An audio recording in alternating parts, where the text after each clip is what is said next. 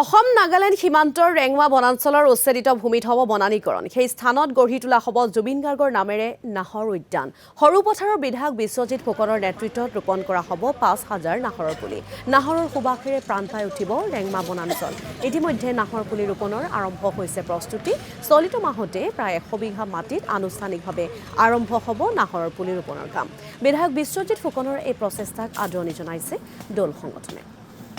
আৰু এই সন্দৰ্ভত আমাক কিছু তথ্য আগবঢ়াব সাংবাদিক শিৱাজী শৰ্মাই চাওক ৰেংমা বনাঞ্চলত উচ্ছেদ হ'ল আৰু তাৰ পৰৱৰ্তী পৰ্যায়ত সৰু পথাৰৰ যিগৰাকী বিধায়ক বিশ্বজিৎ ফুকনৰ নেতৃত্বত সৰু পথাৰৰ এই যি ৰেংমা বনাঞ্চল আছিল মই বৰ্তমান উপস্থিত আছোঁ ৰেংমা বনাঞ্চলৰ হাতীডুবি অঞ্চলত আৰু এই অঞ্চলতে গঢ়ি তোলা হ'ব এখন নাহৰ উদ্যান আৰু জুবিন গাৰ্গৰ নামত উৎসৰ্গা কৰা হ'ব এই নাহৰ উদ্যানখন প্ৰায় ৫,০০০ গছ পুলি অৰ্থাৎ নাহৰ পুলি ৰোপণ কৰা হ'ব এই হাতীডুবি অঞ্চলত মই সতীৰ্থক দেখুৱাবলৈ অনুৰোধ কৰিছোঁ এই গছ পুলি ৰোপণৰ বাবে এনেদৰে আচলতে প্ৰস্তুতি চলাই থকা পৰিলক্ষিত হৈছে এই অঞ্চলতে জুবিন গাৰ্গৰ নামত ৰোপণ কৰা হ'ব প্ৰায় ৫,০০০তকৈ অধিক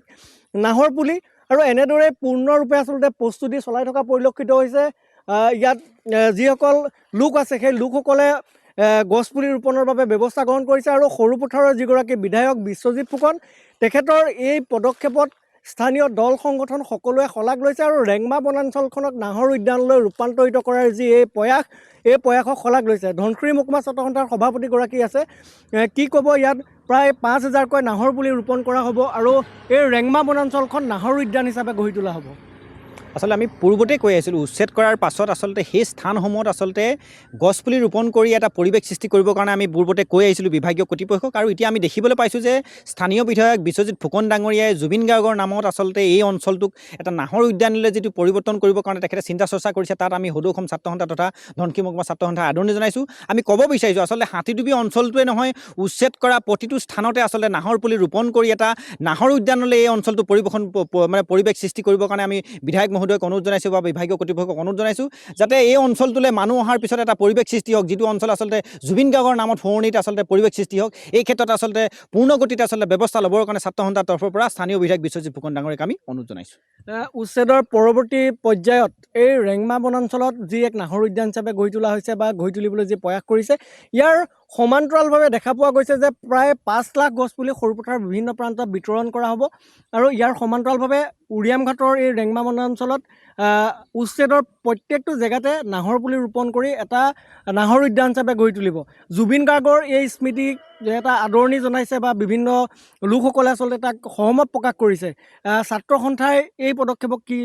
বুলি জনাব